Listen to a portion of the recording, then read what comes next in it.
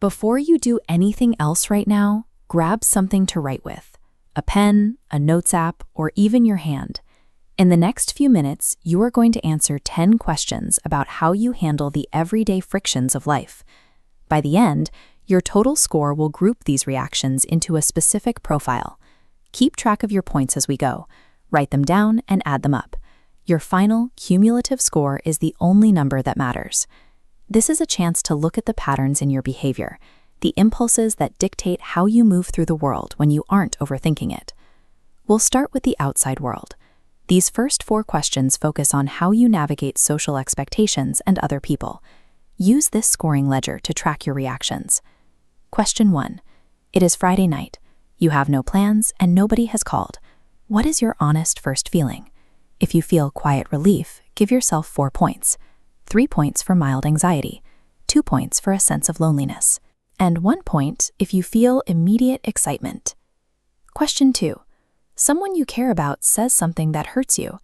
If you say nothing and process it alone later, take 4 points. 3 points if you change the subject. 2 points if you bring it up calmly, and give yourself 1 point if you feel it immediately and your face shows it before you can stop it. Question 3. You are in a group. Someone asks a question and you know the answer. If you answer immediately, 1 point. If you wait to see if someone else speaks first, 2 points. 3 points if you check your answer in your head before speaking, and 4 points if you know it but stay quiet anyway. Question 4. Think about the last time you made a mistake. If your first instinct was to analyze what you could have done differently, 1 point. 2 points if you felt it emotionally first and analyzed it later. 3 points if you talked to someone right away. And 4 points if you kept it to yourself. Check your total. These first 4 questions measure your baseline, how much energy you spent on the world around you, and how much you keep for yourself. We are halfway there. Now we shift the focus from your public actions to your private reactions. Question 5. A friend asks how you are, and they genuinely want to know. If you tell them exactly how you feel, 1 point. A mostly honest answer that leaves out the heavy parts is 2 points. If you say you are fine even when you are not, 3 points. And 4 points if you ask how they are instead. Question 6. You have a big decision to make. 1 point if you make a list of pros and cons. 2 points if you ask everyone for their opinion first. 3 points if you sit with it quietly until it feels right. 4 points if you delay the decision as long as possible. Question 7. Someone close to you is struggling. 1 point if you try to fix it immediately.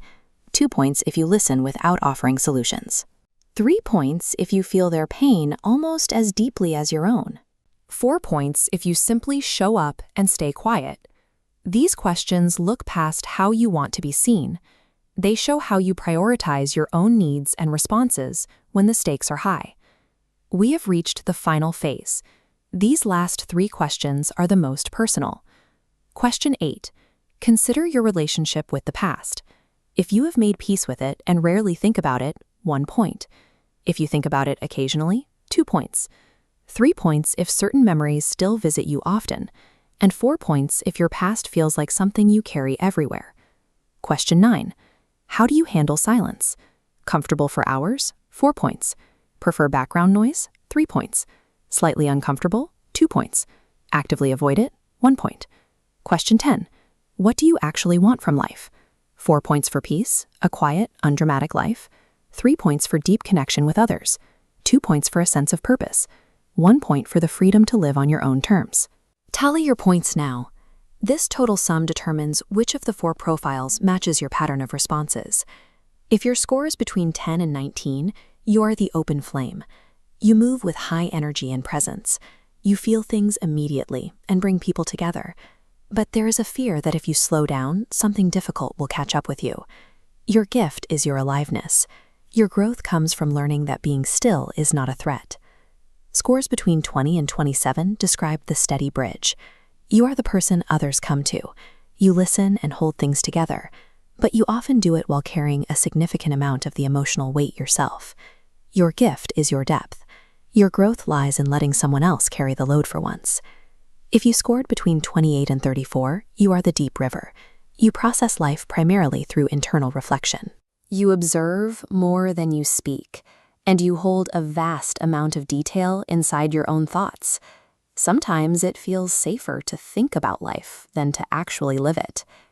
Finally, scores between 35 and 40 belong to the quiet lantern. You prioritize quiet. You are comfortable being alone and don't feel the need to explain your choices to others. You offer a presence that is steady and undisturbed.